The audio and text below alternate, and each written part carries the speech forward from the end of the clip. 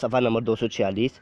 برائی کو برائی کہا جائے، یہ بتا دیا جائے کہ اس برائی کی موجودگی سے اللہ اور اس کے رسول صلی اللہ علیہ وآلہ وسلم ناراض ہوں گے۔ اگر زبان کھولنے کی بھی طاقت نہ ہو تو تیسری صورت یہ ہے کہ وہ برائی کانٹے کی طرح دل میں چبھتی رہے اور ہمیشہ یہی خواہش ہو کہ اس کا خاتمہ ہو۔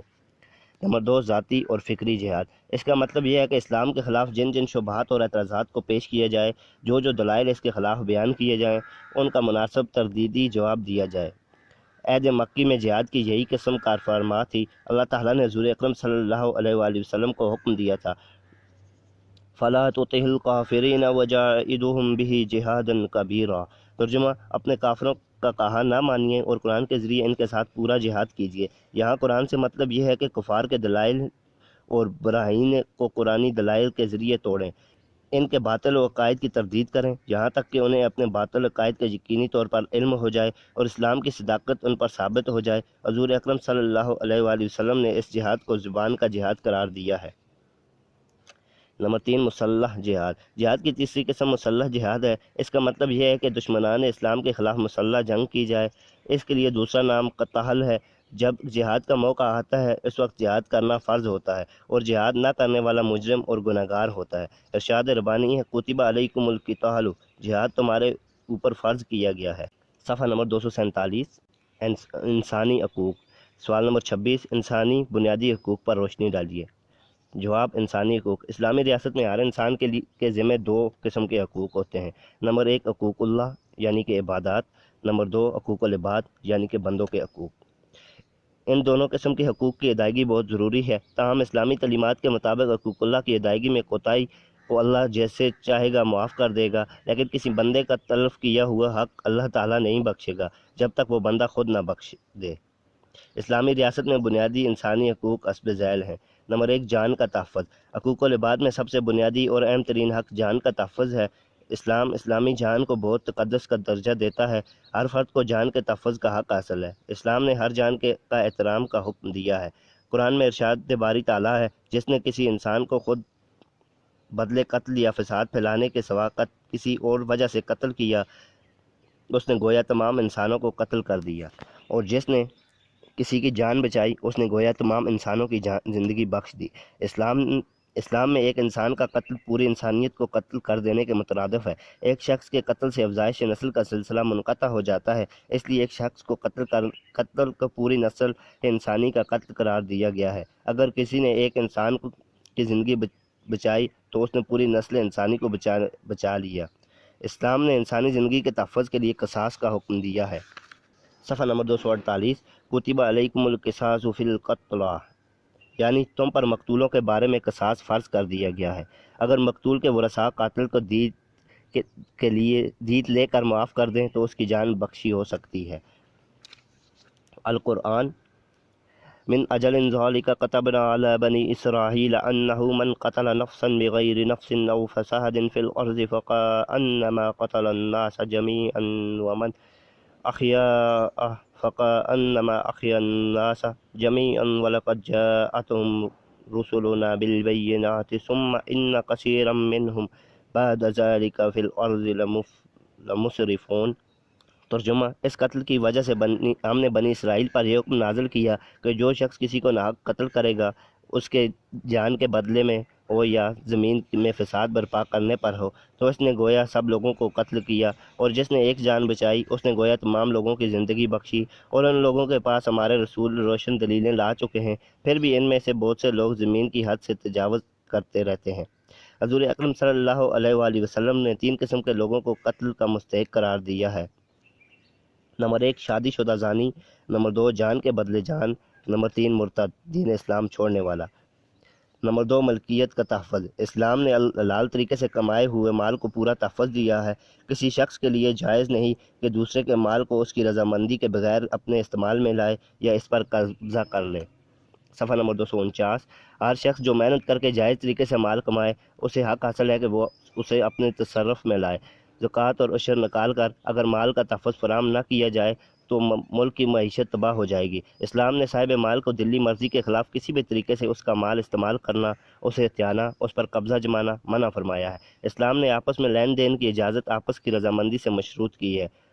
اسلام ملکیت کے تحفظ کے لیے عملی اقدام کے طور پر چور کا جرم ثابت ہونے پر اس کے ہاتھ کاٹنے کا حکم دیتا ہے، جبکہ رازان، ڈکیت، دہشت گرد کے لیے سخت سزا تجویز کرتا ہے۔ القرآن: یا ایھا الذین آمنوا لا تأکلوا اموالکم بالباطل الا ان تکون تجارۃ عن تراض منکم ولا تقتلوا انفسکم ان اللہ کان بکم رحیما۔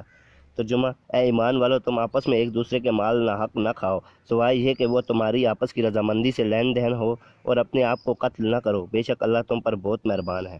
ارشاد نبوی ہے: کل مسلم علی المسلم حرام دمہ ومالہ وعرضہ۔ مسلمان پر مسلمان کا خون اور اس کا مال اور اس کی آبرو حرام ہے۔ عزت نفس کا تحفظ: اسلام کے نزدیک معاشرے کا ہر فرد قابل احترام ہے اور تقوی کے سوا کسی کو دوسرے پر برتری حاصل نہیں۔ اسلام ہر فرد کی عزت کا تحفظ کی ضمانت دیتا ہے اور اس کو یقینی بنانے کے لیے تمام ضروریات، ہدایات اور تعلیمات دی ہیں۔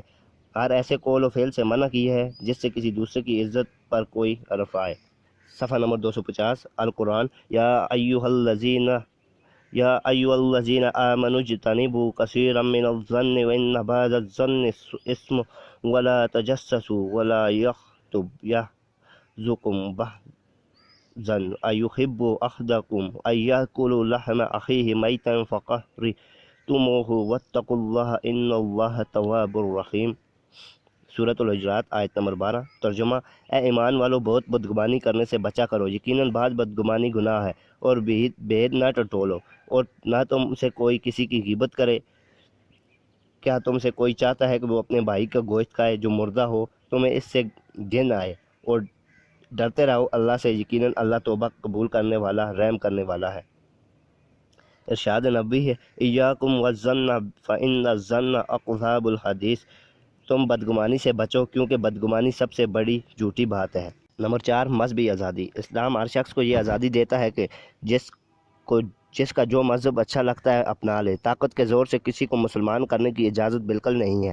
اسلام دین کے معاملہ میں کسی جبر کا قائل نہیں۔ ارشاد ربانی ہے: القرآن: ومن شاء فلیؤمن وشاء فلیکفر۔ ترجمہ: پس جو چاہے ایمان لے آئے اور جو چاہے کفر کرے۔ لا اکراہ فی الدین قد تبین الرشد من الغی فمن یکفر بالطاغوت ویؤمن باللہ فقد استمسک بالعروۃ الوثقی لا انفصام لہا واللہ سمیع علیم۔ صفحہ نمبر 251۔ ترجمہ: دین میں کوئی زبردستی نہیں، ہدایت واضح ہو کر گمراہی سے الگ ہو چکی ہے۔ جو طاغوت سے انکار کرے اور اللہ پر ایمان لائے تو وہ پختہ حلقہ سے وابستہ ہو گیا، اس کے لیے کبھی ٹوٹنا نہیں ہے، اور اللہ سننے والا، جاننے والا ہے۔ نمبر 5، حق مساوات۔ اسلامی ریاست میں بسنے والے تمام انسانوں کو مساوی حقوق حاصل ہوتے ہیں۔ سب قانون کی نگاہ میں مساوی حیثیت کے مالک ہوتے ہیں۔ رنگ، نسل، زبان، وطن، علاقے کی بنیاد پر کسی کو دوسرے شخص پر کوئی برتری حاصل نہیں ہوتی۔ تمام انسان آپس میں برابر ہیں۔ اسلام میں صرف تقوی برتری کا معیار ہے۔ القرآن: انما المؤمنون اخوات۔ مسلمان آپس میں بھائی بھائی ہیں۔ یا ایھا الناس انا خلقناکم من ذکر وجعلناکم شعوبا وقبائل لتعارفوا ان اکرمکم عند اللہ اتقاکم ان اللہ علیم خبیر۔ ترجمہ: اے لوگو، یقیناً ہم نے پیدا کیا ہے تمہیں ایک مرد اور ایک عورت سے، اور ہم نے بنا دی تمہاری قومیں اور قبیلے تاکہ تم ایک دوسرے کو پہچانو۔ یقیناً تم میں سے سب سے زیادہ عزت والا اللہ کے نزدیک تم میں سے زیادہ پرہیزگار ہے۔ یقیناً اللہ علم والا ہے، باخبر ہے۔ ارشاد نبوی ہے: خطبۃ الحجۃ الوداع میں حضور اکرم صلی اللہ علیہ وآلہ وسلم نے فرمایا: اے لوگو، سن لو، یقیناً تمہارا رب ایک ہے، اور یقیناً تمہارا رب ایک ہے، سن لو۔ صفحہ نمبر 252۔ سن لو فضیلت نہیں کسی عربی کو اجمی پر، اور کسی اجمی کو عربی پر، اور نہ کسی سرخ کو کالے پر، اور نہ کالے کو سرخ پر، سوائے تقوی کے سبب کے۔ معاشی تحفظ۔ اسلامی ریاست کی حدود میں بسنے والے تمام لوگوں کو امتیاز مذہب معاشی تحفظ کا حق حاصل ہوتا ہے۔ یہ مملکت کی ذمہ داری ہے کہ ان کی معاشی ضروریات پوری کرے۔ خلافت راشدہ کے دور بیت المال سے وظائف دیے جاتے تھے۔ حضرت عمر رضی اللہ تعالیٰ عنہ فرماتے ہیں کہ اگر میری مملکت میں کوئی کتا بھی بھوکا مر گیا تو مجھ سے باز پرس ہوگی۔ اسلام نے معاشی تحفظ فراہم کرنے کے جو ذرائع اختیار کیے ہیں ان میں زکوٰۃ، صدقات اور عزیز و اقارب کی مالی امداد شامل ہے۔ معاشی مسئلہ کی اہمیت کے پیش نظر معاشی تحفظ فراہم کرنے کے لیے اللہ تعالیٰ نے دین میں انفاق فی سبیل اللہ پر بہت زور دیا ہے۔ نمبر 1، وَمِمَّا رَزَقْنَاهُمْ يُنْفِقُونَ، ترجمہ وہ لوگ جو ہمارے دیے ہوئے رزق میں سے خرچ کرتے ہیں۔ نمبر 2، وَالَّذِينَ فِي أَمْوَالِهِمْ حَقٌّ مَّعْلُومٌ لِلسَّائِلِ وَالْمَحْرُومِ، ترجمہ اور جن کے اموال میں مانگنے والے اور محروم کے لیے ایک معین حق ہے۔ اصول انصاف کا حق، اسلامی مملکت میں ہر شخص کو اصول انصاف کا حق حاصل ہوتا ہے۔ کسی شخص کے خلاف کوئی اقدام کرنے سے پہلے اچھی طرح تحقیق کر لینی چاہیے۔ کسی بے گناہ کو سزا دینا بہت بڑا گناہ ہے۔ مشکوک شخص کو اپنی صفائی پیش کرنے کا پورا موقع دینا چاہیے۔ اسلام عدل و انصاف کا بڑا حامی ہے۔ اس کے نزدیک دوستی، دشمنی، رنگ و نسل، رشتہ داری و اجنبیت، امارت و غربت اور دین و مذہب انصاف کی راہ میں عائل ہیں نہیں۔ انسانی خواہشات اسے گمراہی کی طرف لے جاتی ہے اور ناانصافی کی طرف مائل کرتی ہے۔ صفحہ نمبر 253، القرآن، یا ایہا الذین آمنوا کونوا قوامین بالقسط شہداء للہ ولو علی انفسکم او الوالدین والاقربین ان یکن غنیا او فقیرا فاللہ اولی بہما فلا تتبعوا الہوی ان تعدلوا وان تعدلوا او تغرضوا فإن اللہ کان بما تعملون خبیرا، ترجمہ اے ایمان والو، ہو جاؤ انصاف پر قائم رہنے والے، اللہ کے لیے گواہی دینے والے، اگرچہ خواہ تمہارے خلاف یا ماں باپ اور قربت داروں کے خلاف ہو، چاہے کوئی مالدار ہو یا محتاج، بہرحال اللہ ان کے سب سے بڑھ کر خیر خواہ ہے۔ سو تم خواہش کی پیروی نہ کرو انصاف کرنے میں، اور اگر تم گواہی میں زبان دباؤ گے یا پہلو تہی کرو گے تو بے شک اللہ اس سے باخبر ہے جو تم کرتے ہو۔ ارشاد نبوی صلی اللہ علیہ وآلہ وسلم ہے، وَإِذْ قُلْتُمْ فَاعْدِلُوا وَلَوْ كَانَ ذَا قُرْبَىٰ، ترجمہ جب تم بات کہو انصاف کی کہو اگرچہ معاملہ رشتہ داروں کا ہو۔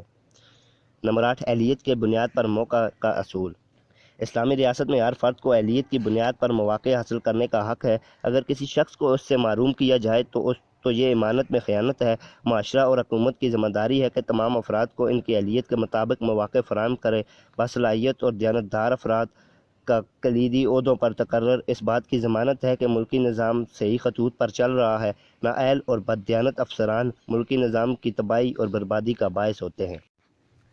صفحہ نمبر 254، القرآن، ان اللہ یامرکم ان تؤدوا الامانات الی اہلہا واذا حکمتم بین الناس ان تحکموا بالعدل ان اللہ نعم ما یعظکم بہ ان اللہ کان سمیعا بصیرا، ترجمہ بے شک اللہ تمہیں حکم دیتا ہے کہ امانتیں اور اقداروں کے حوالے کرو، اور جب تم لوگوں کے درمیان فیصلہ کرو تو انصاف کے ساتھ کرو، یقیناً اللہ تمہیں بہت اچھی نصیحت کرتا ہے، یقیناً اللہ سننے والا اور دیکھنے والا ہے۔ ارشاد نبی صلی اللہ علیہ وآلہ وسلم ہے، جسے مسلمانوں کی حکومت کا کوئی منصب ملا اور اس نے آگے کسی شخص کو کوئی عہدہ دیا جبکہ مسلمانوں کے حق میں اس سے زیادہ موزوں آدمی موجود ہو تو اس نے اللہ اور اس کے رسول صلی اللہ علیہ وآلہ وسلم سے خیانت کی۔ حقوق نسواں، اسلام کی نظر میں مرد اور عورت میں کوئی فرق نہیں۔ معاشرے میں اسلام نے جو حیثیت مرد کو دی ہے وہی عورت کو بھی دی ہے۔ نظریہ حیات، ایمان اور زندگی کے ہر میدان میں مرد اور عورت کے درمیان کوئی امتیاز نہیں ہے۔ مرد اور عورت کے لیے ایک ہی حکم ہے، دونوں کی سزا اور جزا برابر ہے۔ اللہ کے ہاں ان کے درمیان کوئی فرق نہیں، دونوں بلا امتیاز اپنے حسب حال نیکی کر کے پاک زندگی حاصل کرتے ہیں۔ مرد ہو یا عورت، جو بھی نیک عمل کرے گا اللہ تعالیٰ اسے اچھا صلہ دے گا۔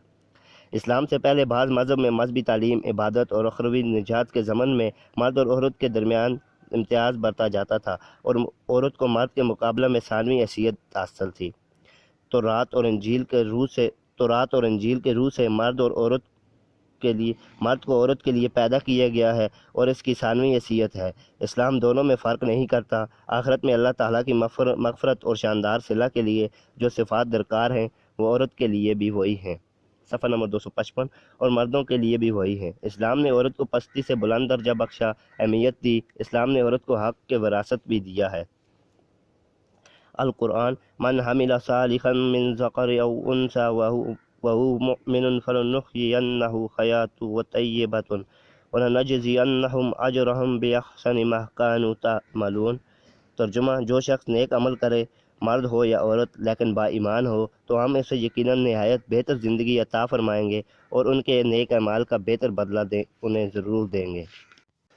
صفحہ نمبر 256 خلافت و امامت۔ سوال نمبر 27 خلافت و امامت کی تعریف کیجیے، نیز خلیفہ کے اوصاف بیان کیجیے۔ جواب: خلیفہ کی تعریف۔ خلافت عربی کا ایک مصدر ہے، اس کا مادہ خیر لام فے ہے۔ اس کے معانی جانشین نیابت کے ہیں اور خاص معنی میں رسول اللہ صلی اللہ علیہ وآلہ وسلم کی نیابت اور جانشینی مراد ہے۔ نمبر 2 امامت کی تعریف۔ علامہ ماوردی رضی اللہ تعالیٰ عنہ امامت کے حوالے سے تعریف فرماتے ہیں کہ امامت سے مراد دین اسلام کی حفاظت اور دنیا کا نظم و نسق چلانے میں نبی کریم صلی اللہ علیہ وآلہ وسلم کی نیابت اختیار کرنا۔ امام شاہ ولی اللہ دہلوی فرماتے ہیں کہ خلافت اور ریاست عامہ ہے خلافت وہ ریاست عامہ ہے جو علوم میں دینیہ کو زندہ رکھنے، ارکان اسلام کے قیام، جہاد اور متعلقات جہاد جیسے لشکروں کی تنظیم، مجاہدین کو وظائف دینا اور ان پر مال غنیمات تقسیم کرنا کو قائم رکھنے اور عہدہ قضاء کے فرائض انجام دینے اور حدود کے قائم کرنے اور مظالم کو دور کرنے اور امر بالمعروف عن النہی المنکر میں نبی کریم صلی اللہ علیہ وآلہ وسلم کے نائب کی حیثیت سے عملاً حاصل ہوتی ہے۔ نمبر 3 خلافت اور قرآن مجید۔ قرآن کریم میں خلافت کو اپنے اصطلاحی معنی میں استعمال کیا ہے، اس لیے قرآن مجید کی زبان میں خلافت اور استخلاف فی الارض اور وراثت و تمکین فی الارض سے مقصود زمین کی قومی عظمت اور ریاست اور قوموں اور ملکوں کی حکومت اور سلطنت ہے۔ قرآن کریم اس کو سب سے بڑی نعمت قرار دیتا ہے جو اچھے یقین اور اچھے کاموں کے بدلے اقوال عالم کی دنیا میں مل سکتی ہے۔ ارشاد باری تعالیٰ ہے وعد اللہ الذین آمنوا منکم وعملوا الصالحات یستخلفنہم فی الارض کما استخلف الذین من قبلہم ولیمکن لہم دینہم الذی ارتضی لہم ولیبدلنہم من بعد خوفہم آمنا۔ ترجمہ۔ صفحہ نمبر 257 جو لوگ ایمان لائے اور نیک عمل انجام دیے، اللہ تعالیٰ کو ان لوگوں سے وعدہ ہے کہ انہیں زمین کی خلافت دے گا، ٹھیک اسی طرح جس طرح پچھلی قوموں کو دی جا چکی ہے، اور ایسا کرے گا کہ ان کے لیے ان کا دین حق قائم ہو جائے گا اور خوف کی گھڑیاں امن کی خوشحالی اور کامرانی سے بدل دی جائیں گی۔ نمبر 4 خلافت کے بارے میں نظریات۔ علامہ ابن خلدون نے خلافت کی 3 نظریے بیان کیے ہیں۔ نمبر 1 خلافت شریعت کا حکم ہے، اس لیے اس کا قیام واجب ہے۔ نمبر 2 خلافت کا تعلق ضرورت و مصلحت سے ہے۔ نمبر 3 خلافت کے سرے سے ضرورت ہی نہیں۔ سنی نقطہ نظر سے خلیفہ یا امام کا تقرر کرنا واجب ہے۔ فقہ کا ایک اہم اصول ہے کہ اگر کسی عمل پر فرض عمل موقوف ہو تو وہ عمل بھی فرض ہوگا، اور جس کے بغیر واجب مکمل نہ ہو سکے تو وہ عمل بھی واجب ہوگا، اور اسی طرح سنت بھی۔ تو چونکہ اس کی اکثریت فرائض واجبات نظام حکومت سے منسلک ہے، اس کے بغیر اس کی تکمیل نہیں ہو سکتی، اس لیے خلافت کا قیام بھی لازمی ہوگا۔ اس لیے جماعت صحابہ رضوان اللہ علیہ اجمعین سے وصال نبی صلی اللہ علیہ وآلہ وسلم کے بعد سب سے پہلا کام یہی مکمل کیا۔ خلیفہ کے اوصاف۔ اوصاف خلیفہ درجہ ذیل ہیں۔ نمبر 1 مسلمان ہو، نمبر 2 آزاد ہو، نمبر 3 مرد ہو، نمبر 4 عاقل و بالغ ہو، نمبر 5 صاحب رائے و نظر ہو۔ صفحہ نمبر 258 نمبر 6 تدبیر و انتظام کی پوری قوت رکھتا ہو، نمبر 7 احکام شریعت کا محافظ و پابند ہو، نمبر 8 احکام شریعت کے جاری و نافذ کرنے اور اسلامی ممالک کی حفاظت اور دشمنوں کو روک تھام کے لیے جس قدر عملی قوتوں کی ضرورت ہے وہ سب اس میں موجود ہوں، نمبر 9 شریعت کا تابع ہو، نمبر 10 عدل و انصاف کا پیکر ہو، نمبر 11 شجاعت و ہمت والا ہو، نمبر 12 شوکت و سہولت کی ساری صفات کا حامل ہو۔ صفحہ نمبر 28 تصور خلافت پر نوٹ لکھیے۔ جواب خلافت کا تصور۔ خلافت ایک ایسا شرعی نظام ہے جس میں خلیفہ راہ حق کے رہنما بھی ہے اور انسانیت کا خادم بھی۔ وہ نیابت الہی کے منصب سے اگرچہ تمام افراد و امت کا والی ہے، لیکن اس کے ازل و نسب میں افراد و امت و خیل و سہیم میں ہیں، اور وہ مہمات امور میں شورا کا پابند ہے اور اہل رائے کی مشاورت ہی اس کا عزم ہے۔ اس لیے اس نے حکومت الہی کے نائب کے لیے شہنشاہ اور ڈکٹیٹر کے بجائے خلیفہ کا عنوان استعمال کر کے شخصیت اور شخصی اقتدار کا انکار کیا ہے، گویا اس کا اقتدار محض نیابت ہے۔ اسلام امت مسلمہ پر اطاعت امیر محتاط امیر کو ضروری قرار دیتا ہے، اس طرح امیر پہ یہ واجب ہے کہ وہ ممات امور میں اہل حل و عقد سے مشورہ کر کے حسب ضرورت معاملات جمہور سے بھی مشورہ کرنا اپنے فرائض میں سمجھے۔ وَشَاوِرْهُمْ فِي الْأَمْرِ فَإِذَا عَزَمْتُ فَتَوَكَّلْ عَلَى اللَّهِ، ترجمہ، اور ان سے معاملات میں مشورہ لیں، پھر جب آپ عزم کر لیں تو اللہ تعالیٰ پر بھروسہ کیجیے۔ حضرت علی رضی اللہ تعالیٰ عنہ عزم اہل الرائے کے مشورے کے بعد اجتماعی فیصلے کو قرار دیتے ہیں۔ حضرت ابو بکر اساس رحمۃ اللہ علیہ مشہور حنفی مفسر ہیں، اس آیت کے ضمن میں لکھتے ہیں کہ نبی کریم صلی اللہ علیہ وآلہ وسلم کے لیے ان امور میں جن میں واضح طور پر وحی موجود نہیں ہے، جماعت صحابہ رضی اللہ تعالیٰ عنہ سے مشورہ کرنا واجب تھا۔ صفحہ نمبر 259۔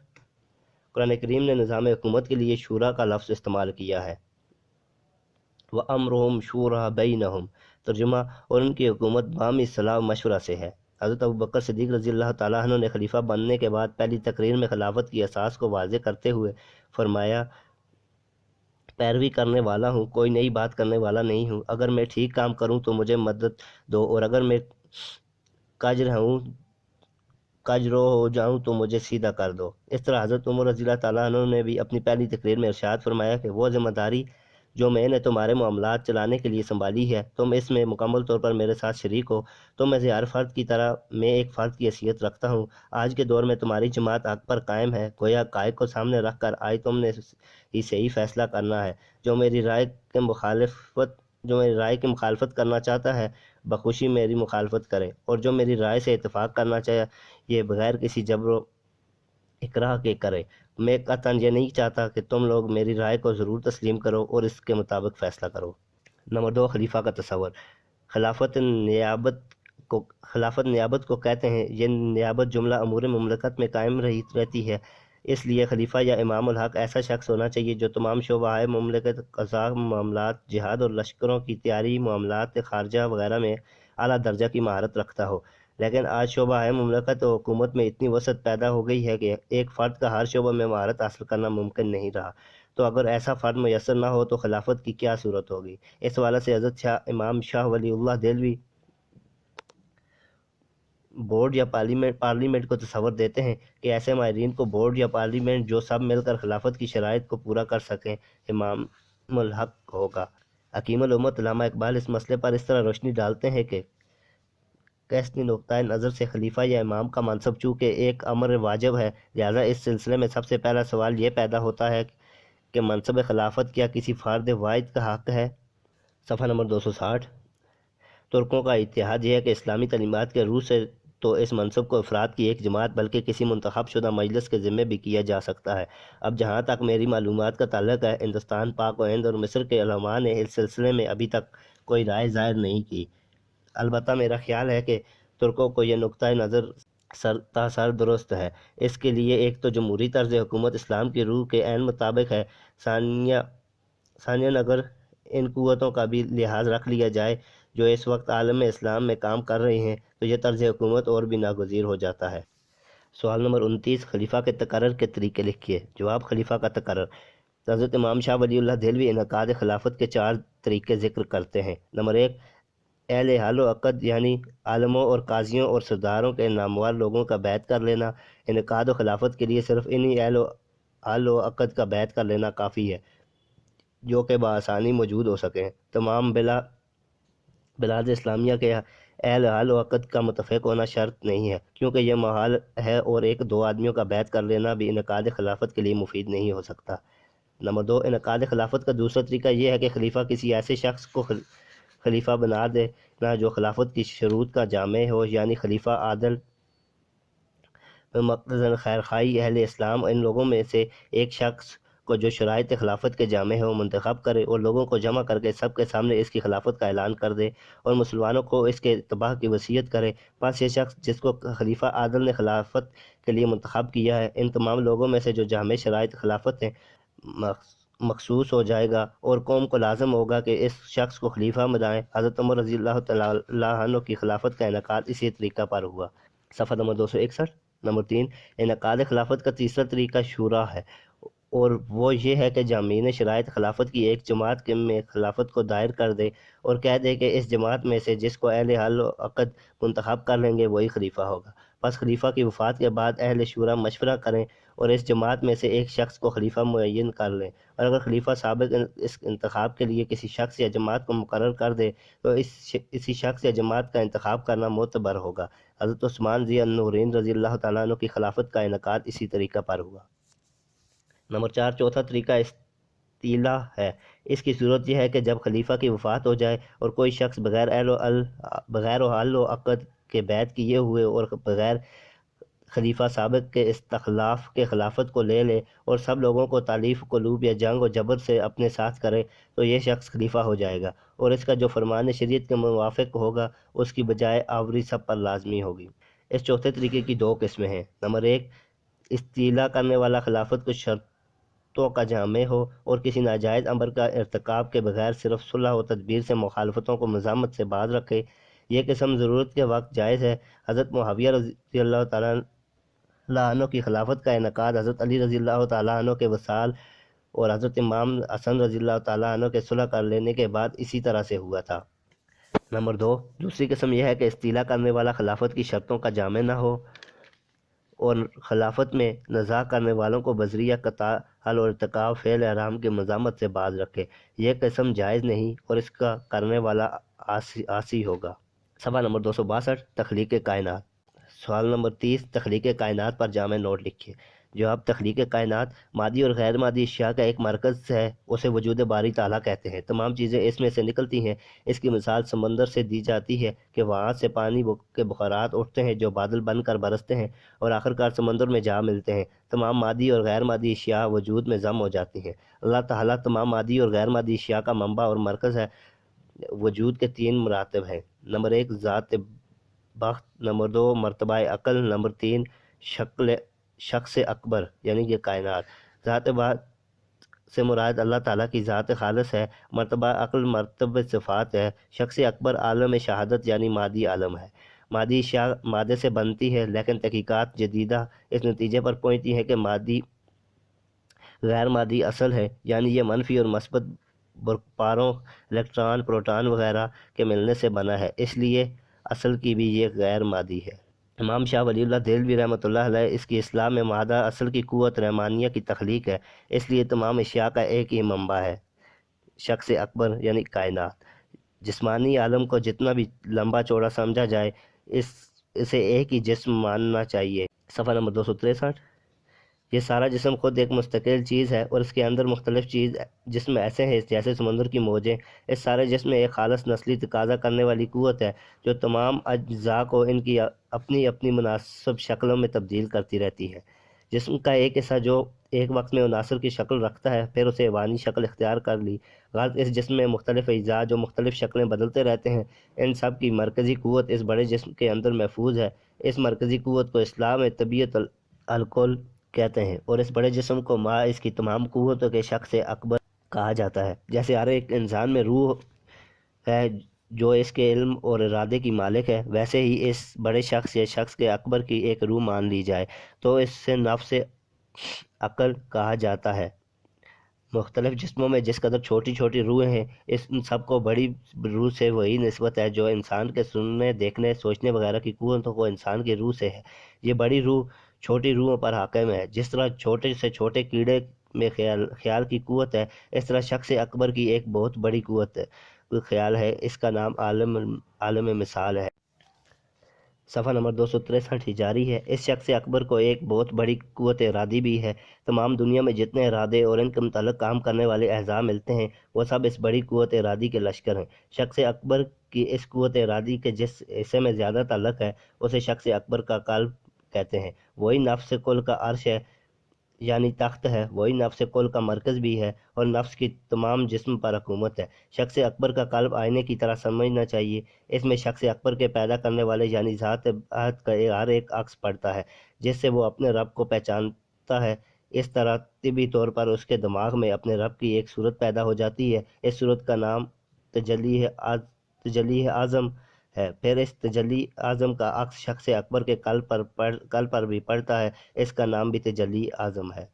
انسانی جماعت نے جس قدر بھی ترقی کی ہے، خواہ انبیاء کی رہنمائی میں کی ہے، صفحہ نمبر 264، یا فلاسفہ کی رہنمائی میں، وہ خدا کا اس سے زیادہ تصور پیدا نہیں کر سکتی۔ جس قدر شخص اکبر کے دماغ میں تجلی اعظم کا ہے، یعنی ان کی ترقی صرف اس تجلی کے تصور تک پہنچ سکتی ہے، ذات بخت کے بارے میں کوئی تصور قائم نہیں کیا جا سکتا۔ انسان اکبر کے جتنے ارادے، حرکتیں اور کام ہیں، ان کا مرکز اس تجلی کو قرار دیا جائے گا۔ اسی طرح جتنے کام ایسے ہیں جنہیں اللہ کی طرف منسوب کرتے ہیں، ان کا وہ آخری نقطہ جہاں سے وہ صادر ہوتے ہیں اور جسے ہم تصور میں لا سکتے ہیں، وہ یہی تجلی اعظم ہے جس شخص سے اکبر کے قلب پر پڑتی ہے۔ غیب، پہلی تجلی اعظم جو شخص اکبر کے دماغ پر پڑتی ہے غیب کہلاتی ہے، یعنی لوگوں کی نظروں سے چھپی ہوئی۔ دوسری تجلی اعظم جو شخص اکبر کے قلب پر پڑتی ہے وہ تجلی ہے جس میں انسان قیامت کے روز اپنے رب کو دیکھے گا۔ ذات الہی اپنے تمام کمالات سمیت شخص اکبر سے علیحدہ حقیقت ہے، اسے ہمیشہ غیب الغیب یا ذات بات کے نام سے یاد کیا جائے گا۔ تجلی کی نسبت اپنے اصل سے ویسے ہی ہے جیسے اینک کی آنکھ سے جو دیکھنے کا ذریعہ یا واسطہ ہے۔ تمام معاملات جو انسان کی روح کے متعلق ہوتے ہیں وہ سب کے سب انسان کے بدن کے ساتھ کیے جاتے ہیں۔ ہم پر پورا یقین رکھتے ہیں کہ یہ معاملات اصل میں اس کی روح کے ساتھ کیے جاتے ہیں۔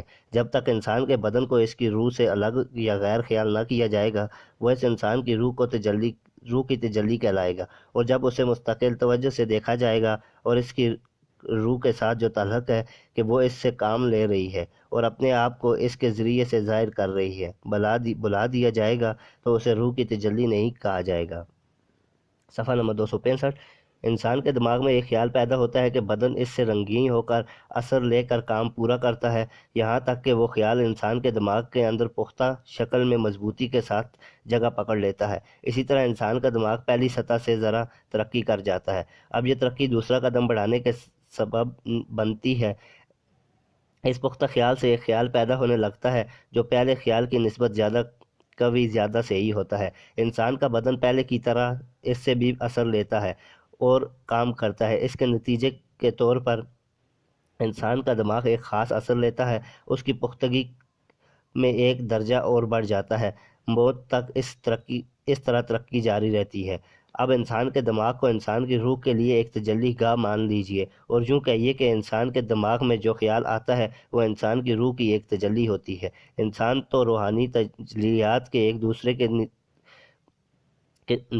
تجلیات کے ایک دوسرے کے نیچے لگاتار دماغ میں آنے سے ترقی کرتا ہے۔ اس ترقی کا حاصل ایک دورہ ہے۔ ایک خیال بیج کے طور پر دماغ میں سے نکلتا ہے اور جسم کی زمین میں پھلتا پھولتا ہے، اور پھر دماغ اس کا حاصل یا خلاصہ ایک نئے تجربے کی شکل میں وصول کر لیتا ہے اور روح ایک قدم پر اٹھانے کے لیے تیار ہو جاتی ہے۔ اس طرح تجلی اعظم کا رنگ تمام شخص اکبر کو رنگین کر دیتا ہے اور اس کا حاصل پھر تجلی اعظم کے قریب پہنچ جاتا ہے۔ اس سے نئی تجلی کے ظہور کا سماں بن جاتا ہے۔ شخص اکبر کا ابداع۔ شخص اکبر کیسے ظاہر ہوا، اس کے متعلق مفصل علم انسان کی عقل میں نہیں آ سکتا اور نہ کوئی انسانی زبان اور حقیقتوں کی اصل شکل میں بنا سکتی ہے۔ لیکن دھندلی سی شکل میں اس سوال کا جواب کا خاکہ یوں کھینچا جا سکتا ہے کہ ایک چرچیل میدان ہے جس میں سبزی کا نام و نشان نہیں ہے۔ یکایک اس میدان پر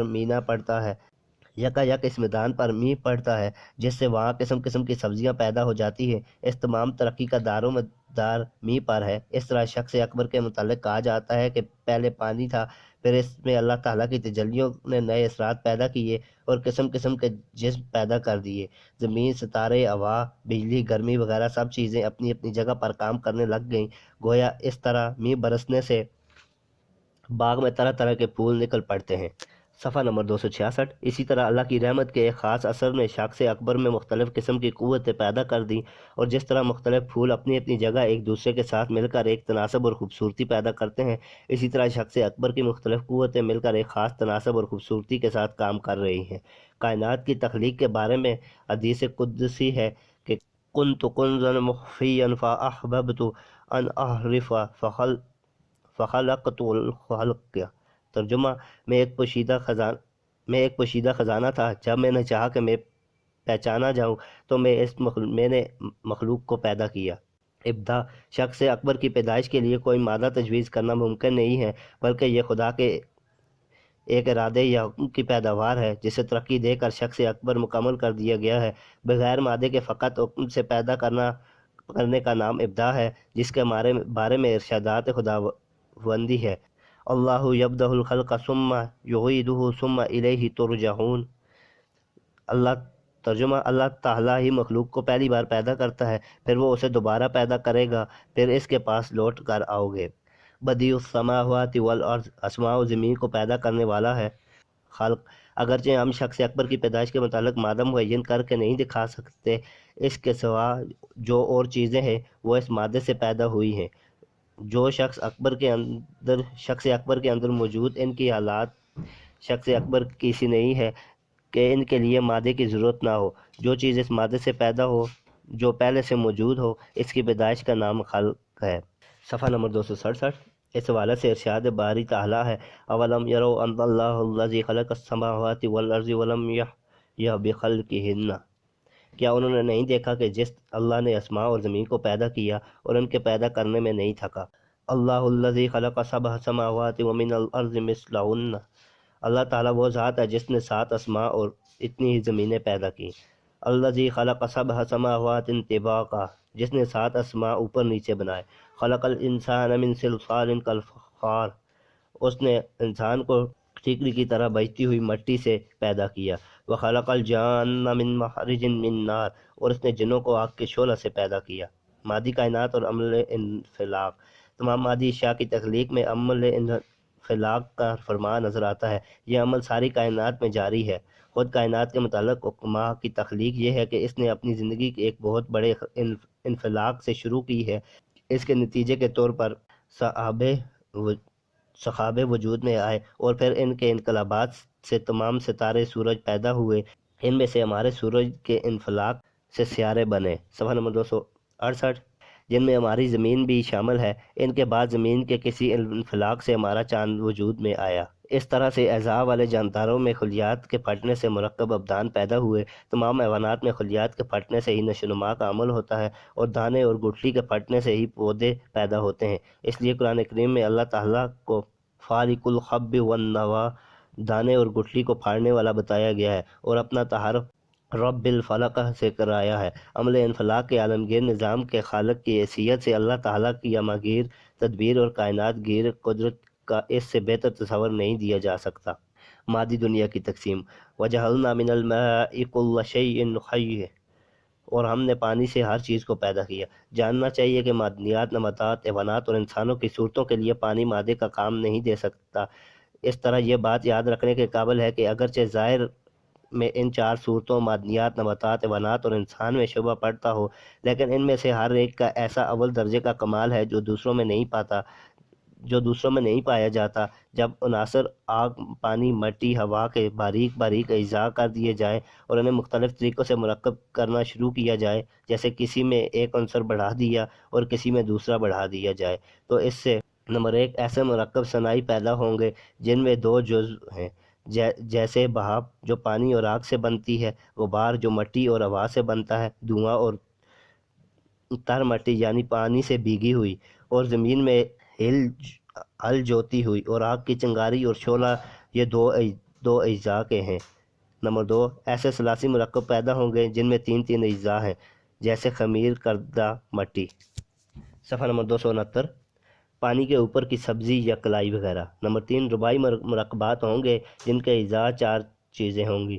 ان کی مثالیں بھی اس طرح کی ملیں گی جن کا ہم اوپر ذکر کر چکے ہیں۔ ان سب قسم کے مرکبات کے جو خواص ہیں وہ اجزاء کے خواص کے مجموعے سے پیدا ہوتے ہیں، ان میں کوئی اور چیز پڑتی نہیں ہے، یعنی غیر کیمیائی مرکبات ہیں۔ ان کا نام کائنات الجو ہے، یعنی اس فضا جو میں پیدا ہونے والی چیزیں۔ ایوانیت، اس کے بعد ایوانیت کا دور آتا ہے تو وہ ہوائی روح کو جسم میں غذا ہضم کرنے اور بڑھانے کی قوتیں موجود تھیں اپنی سواری بنا لیتی ہیں، اور اس کے طول و عرض میں حس اور ارادے کے ذریعے سے کام کرتی ہیں، اور کہیں تو کوئی مفید چیز حاصل کرنے کی کوشش کرتی ہیں اور کہیں کسی نقصان دینے والی چیز سے بھاگنے کی کوشش کرتی ہے۔ یعنی اب اس میں حس اور ارادہ آ گیا ہے، اپنے نفع اور نقصان کو تھوڑی سمجھ بھی آ گئی ہے۔ انسانیت، اس کے بعد انسانیت آتی ہے۔ یہ روح ہوائی یا نسمے کو جو حیوانی میں تصرف کر رہی تھی اپنی سواری بنا لیتی ہے اور اپنی توجہ ان اخلاق قوتوں کی طرف کرتی ہے جو کسی کام کے لیے کھڑا ہونے، انبہاس یا کسی کام کو پیچھے ہٹنے، انخناس کی قوتوں کے مرکز ہیں۔ وہ ان اخلاق کو نہایت خوبصورت بناتی ہے، ان کی سیاست کو خوب چلاتی ہے اور ان کو اوپر خطرت و قدرت سے آنے والی چیزوں کی جلوہ گاہ بنا دیتی ہے۔ عزیز طلبہ، یہ آڈیو ریکارڈنگ آپ کے لیے ہیومینیٹیرین ڈیولپمنٹ آرگنائزیشن ایبٹ آباد کے ذریعے اہتمام کی گئی۔ ہیومینیٹیرین ڈیولپمنٹ آرگنائزیشن ایبٹ آباد 2011 سے اپنی مدد آپ کے تحت صحت، تعلیم اور معاشی خود مختاری کے شعبوں میں بہتری کے لیے کوشاں ہے۔ ادارہ نے نہ صرف خیبر پختونخوا بلکہ ملک بھر کے نابینا طلباء کی تعلیمی مشکلات اور رکاوٹوں کو دور کرنے کے لیے FA تا ماسٹرز لیول کی نصابی کتب اور کورسز، جن میں علامہ اقبال اوپن یونیورسٹی کے کورسز بھی شامل ہیں، کو آڈیو ریکارڈنگ میں منتقل کرنے کا اہتمام کیا ہے، تاکہ نابینا طلباء اعلیٰ تعلیم تک رسائی حاصل کر کے ملک و قوم کی ترقی اور خوشحالی میں اپنا بھرپور کردار ادا کر سکیں۔ یہ تمام آڈیو ریکارڈنگز نابینا طلباء کو بالکل مفت فراہم کی جا رہی ہیں۔ نابینا طلباء کے علاوہ دیگر طلباء بھی اس تعلیمی سہولت سے استفادہ کر سکتے ہیں۔ ہیومینیٹیرین ڈیولپمنٹ آرگنائزیشن ایبٹ آباد، ای میل HDOATD@gmail.com، ویب سائٹ HDORG.net، رابطہ نمبر 03459541 یعنی 0345 95 41 838۔ سوال نمبر 270، اسحاق گرامر اصطلاحات، عربی کی مختلف اصطلاحات اور ان کی وضاحت تحریر فرمائیے۔ جواب: عربی گرامر کی مختلف اصطلاحات درجہ ذیل ہیں۔ نمبر 1، حرکت، زبر، زیر، پیش میں سے ہر ایک کو حرکت اور اکٹھا تینوں کو حرکات ثلاثہ کہتے ہیں۔ نمبر 2، متحرک، حرکت کرنے والے حرف کو کہتے ہیں۔ نمبر 3، نصب یا فتح، زبر کو کہتے ہیں۔ نمبر 4، جر یا کسرہ، زیر کو کہتے ہیں۔ نمبر 5، رفع یا ضمہ، پیش کو کہتے ہیں۔ نمبر 6، مفتوح، وہ حرف جس پر زبر ہو۔ نمبر 7، مذکور، وہ حرف جس پر زیر ہو۔ نمبر 8، مضموم، وہ حرف جس پر پیش ہو۔ سوال نمبر 271۔ نمبر 9، سکون، جزم کو کہتے ہیں۔ نمبر 10، ساکن، وہ حروف جس پر جزم ہو۔ نمبر 11، واحد، کسی لفظ کا ایسی حالت میں ہونا جس سے ایک چیز سمجھی جائے۔ نمبر 12، تثنیہ، کسی لفظ کا ایسی حالت میں ہونا جس سے دو چیزیں سمجھی جائیں۔ نمبر 13، جمع، کسی لفظ کا ایسی حالت میں ہونا جس سے دو سے زیادہ چیزیں سمجھی جائیں۔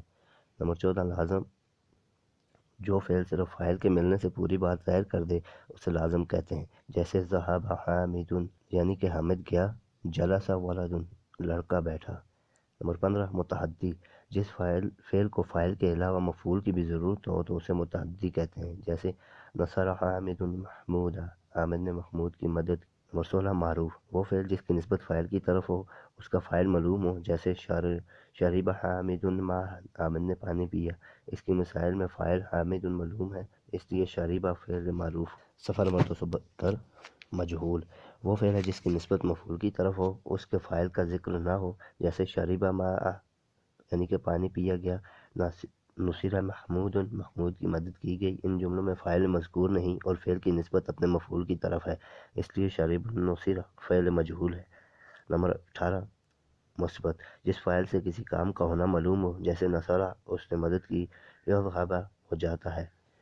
نمبر 19، منفی، جس فاعل سے کسی کام کا ہونا معلوم ہو، جیسے ما فعل، اس نے کیا، یذهب، وہ نہیں جاتا۔ سوال، لفظ کی تعریف اور اقسام لکھیے۔ لفظ، جو بات ہم زبان سے ادا کرتے ہیں اسے لفظ کہتے ہیں۔ اس کی دو قسمیں ہیں، بامعنی لفظ، معمول یا بے معنی لفظ۔ بامعنی لفظ کی دو قسمیں ہیں، مفرد اور مرکب۔ سوال، کلمہ کسے کہتے ہیں، نیز کلمہ کی اقسام تحریر کریں۔ جواب، کلمہ اور اس کی اقسام، جب ہم کسی بات کو کہتے ہیں تو اس میں کئی لفظ ہوتے ہیں، کبھی زیادہ کبھی کم۔ مثلاً حامد مسجد کی طرف گیا، عربی میں اس کو یوں کہیں گے، ذهب حامد الى المسجد۔ اس میں 4 لفظ ہیں، ذهب حامد الى المسجد، اس میں سے ہر ایک کے معنی ہے۔ عربی قواعد میں اس کو کلمہ کہتے ہیں۔ صفحہ نمبر 273 کلمہ، جو لفظ بابانی مفرد ہو اس کو کلمہ کہتے ہیں۔ اس کی 3 اقسام ہیں۔ نمبر 1 اسم، نمبر 2 فعل، نمبر 3 حرف۔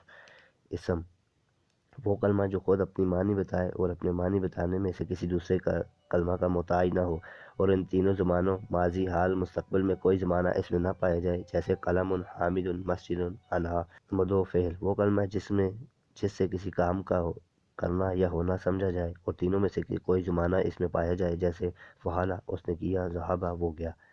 حرف وہ کلمہ ہے جس کے معنی اسم یا فعل کے ساتھ ملے بغیر سمجھ میں نہ آئے، مثلا الہ یعنی کہ تک، من سے، اعلیٰ پر۔ سوال، مرکب کی تعریف کیجیے اور اس کی اقسام تحریر کیجیے۔ جواب، مرکب دو یا دو سے زیادہ کلمات کے مجموعے کا نام ہے، جیسے فتح زید الباب، زید نے دروازہ کھولا، کتاب زید کی کتاب، قلم جمیل خوبصورت قلم، وغیرہ وغیرہ۔ مرکب کی 2 اقسام ہیں، مرکب تام اور مرکب ناقص۔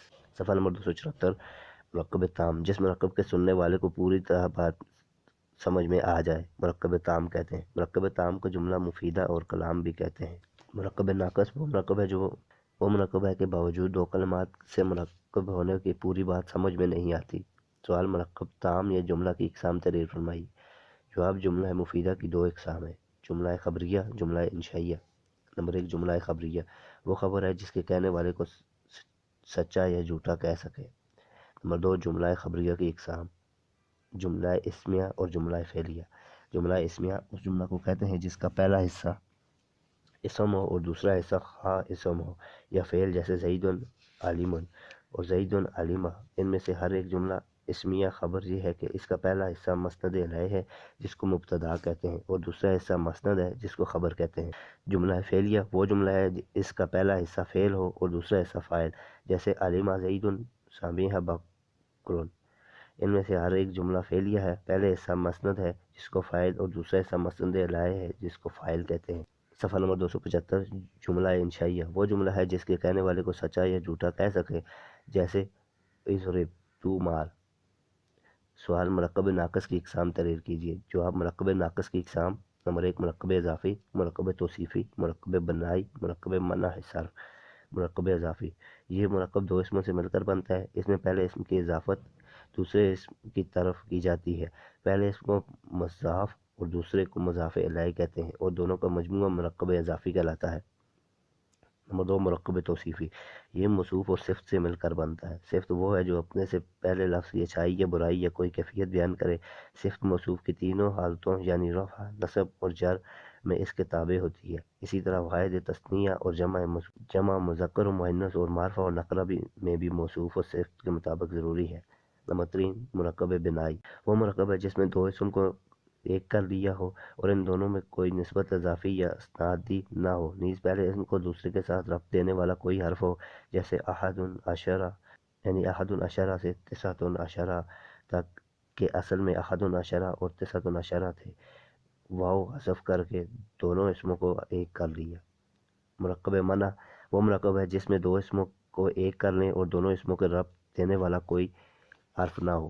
صفحہ نمبر 276 جیسے بال بکا ایک شہر کا نام ہے جو باہلا اور بکا سے مرکب ہے۔ سوال، فعل کی اقسام بتائیے۔ فعل کی 3 اقسام ہیں، ماضی، مضارع اور امر۔ ماضی وہ فعل ہے جس میں کسی کام کا زمانہ گزشتہ میں ہونا سمجھا جائے، جیسے ذہبہ وہ گیا، فعلا اس نے کیا، نصرہ اس نے مدد کی۔ مضارع وہ فعل ہے جس میں کسی کام کا کبھی زمانہ حال اور کبھی زمانہ مستقبل میں ہونا سمجھا جائے، یعنی اس میں دونوں زمانے پائے جاتے ہیں، جیسے یفعل وہ کرتا ہے یا کرے گا، یذهب وہ جاتا ہے یا جائے گا۔ اس کے شروع میں کوئی حرف مضارع بھی ہو۔ وہ 4 حروف یہ ہیں، الف، ت، ی، نون۔ امر وہ فعل ہے جس سے کسی کام کے کرنے کا حکم معلوم ہو، جیسے اذهب تو جا، افعل تو کر۔ فعلا سب علامتوں سے خالی صیغہ اور واحد مذکر غائب ہے۔ فعلا میں الف علامت تثنیہ مذکر غائب اور ضمیر فاعل ہے۔ فعلو میں واو علامت جمع مذکر غائب اور ضمیر فاعل ہے۔ فعلت میں ت علامت تانیث فاعل ہے۔ فعلتا میں الف تثنیہ مؤنث کی علامت اور ضمیر فاعل ہے اور ت علامت ثانیہ۔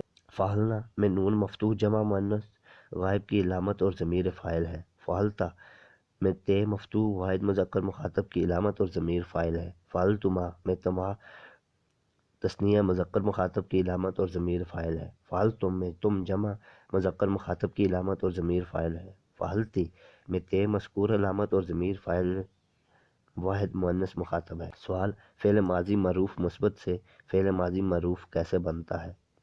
جواب، فعل ماضی معروف بنانے کا طریقہ، عربی میں ما اور لا کے معنی کے ہیں۔ اب اگر ماضی کے کسی صیغے پر ما بڑھا دیں تو اس سے کام نہ کرنا معلوم ہوگا۔ صفحہ نمبر 279، مثلا ما فعل اس نے نہیں کیا، ما نصر اس نے مدد نہیں کی، ما کتب اس نے نہیں لکھا، اس کو ماضی منفی کہتے ہیں۔